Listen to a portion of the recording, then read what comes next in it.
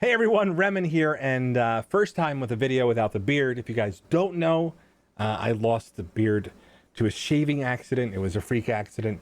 No, actually, we did a fundraiser here on the stream for India for COVID relief, and the community came together and decided to have me shave the beard, and more importantly, shave part of the mustache off. As you can see, the middle's gone. I just want to thank the community again for raising over $7,600 for COVID relief in India. Project Hope was making sure that the funds were being delivered. That being said, we're going to talk about something that I think is probably on a lot of our minds, and is what's the future of the game's power creep? Well, a couple of things we're going to talk about in this video are going to be the new characters, and we're even going to touch upon ISO level 2, and just to get you ready for the ideas that you should have in your head and my experience with it in play testing. Let's get right to it. If you guys don't know, a character came to the game and her name is Kestrel, and she followed up an appearance by a character called Silver Surfer. And realistically, both of these characters are just absolutely god tier. There's no other way to describe them, but their kits are their own long programs. You could write plays or fan fiction about them, whatever you want to say. They are quite powerful, and what they've done is they've kind of taken an elite character like Doom. Yeah, I said an elite character like Doom, at least in Marvel lore, and a reward at the end of Dark Dimension 4, and made him even more inconsequential than he already was. So the question becomes not are these characters breaking the game, but what comes next? And I think the concern is characters like these that show up in the game have the potential to change the impact of everything we do. And the main problem that we have to account for is the fact that these characters have made entire teams inconsequential. They've negated powers for legendary characters in ways that we're not familiar with. So my overall take is I welcome when an arena gets busted. Arena meta is busted, and there's a lot more theory crafting, and Black Order is fading from the more common result. But that fight took seconds with a Kestrel that frankly isn't fully leveled. She isn't more than 4-star 6 or 4 red 6-star, and a 6 red Silver Surfer who should be promotable sometime soon, providing they don't change his availability in the end. So what's going to be happening with the game? Well, so I think Dr. Doom was probably built for ISO 2, and I can say that saying that I think that they wanted to probably see the impact that ISO level 2 had on Dr. Doom before they made any changes with him, but it may be too late to fix the character. He just isn't what we expected him to be. He wasn't the grand prize for Dark Dimension 4.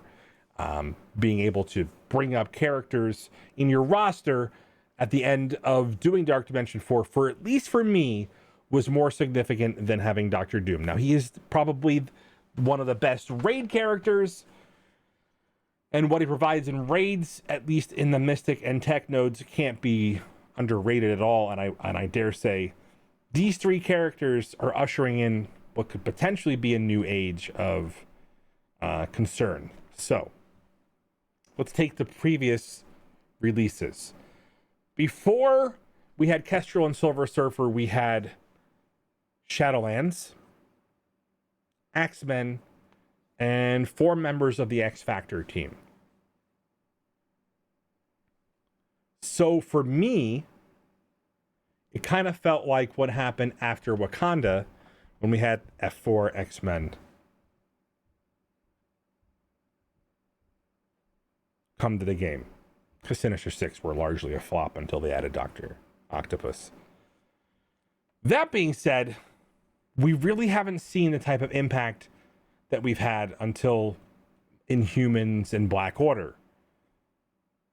But I'm really concerned with the idea that characters like this, accessible to everyone, shut down characters that people may have invested thousands in, or more importantly, diverted a lot of their time and efforts and resources to try to get to. A lot of the content I've had in my channel has been helping people get into Dark Dimension 4 and get Doom as a prize, but more specifically so that they can push the Doom raids and get Silver Surfer. So it's a little bit scary because we're in uncharted territory. They've brought two characters to the game that are just outclassing everything else that's in the game. And so the question is, do we have the confidence they'll be able to balance these characters in the future without breaking future content? And if you ask yourself that question, that alone should tell you what to do. Now, if you're not able to get Kestrel in this window when she's free, where she goes is going to be highly impactful on what happens for the future of the game. Silver Surfer is out of the Strike Pass and now solely resides in the 30 weeks left of the raid milestones. What happens after that? The idea is what happens after they're designed for acquisition and the impact they'll have in the game. Well, I'm a little bit concerned. Now we're going to talk about something that I'm not concerned about. I hinted at the beginning, and that's ISO level 2.